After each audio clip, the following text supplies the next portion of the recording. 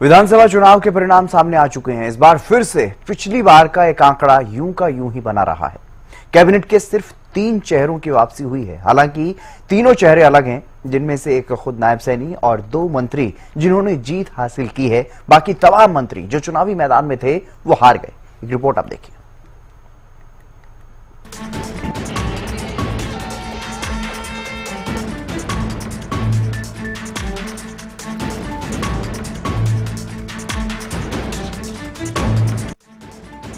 हरियाणा के चुनाव का परिणाम आए और काफी कुछ चौंकाने वाला ना हो, ऐसा भला कैसे हो सकता है।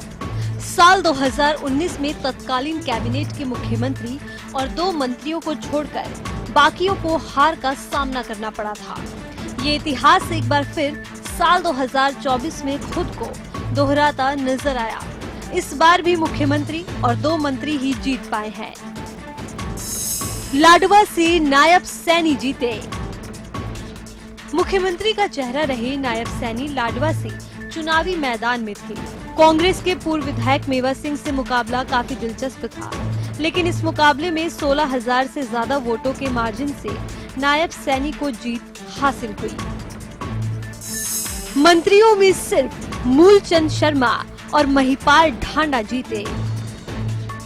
मुख्यमंत्री नायब सैनी के अलावा बीजेपी के सिर्फ 2 मंत्री ही विधानसभा चुनाव में जीत हासिल कर पाए हैं, जिनमें बल्लभगढ़ से मूलचंद शर्मा और पानीपत ग्रामीण से महिपाल ढांडा को जीत हासिल हुई।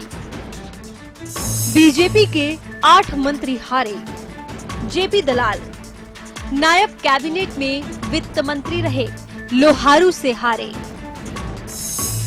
कंवरपाल गुर्जर नायब कैबिनेट में कृषि मंत्री रहे, जगाधरी से हारे।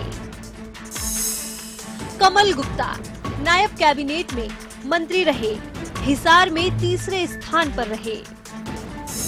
रणजीत चौटाला नायब कैबिनेट में मंत्री रहे, बीजेपी ने टिकट नहीं दी तो निर्दलीय लड़े, तीसरे स्थान पर खिसके। सुभाष सुधा नायब कैबिनेट में राज्य मंत्री रहे, थानेसर सीट से हारे। असीम गोयल नायब कैबिनेट में राज्य मंत्री रहे, अंबाला सिटी से हारे। अभय यादव नायब कैबिनेट में राज्य मंत्री रहे, नांगल चौधरी से हारे। संजय सिंह नायब कैबिनेट में राज्य मंत्री रहे, नूह से हारे।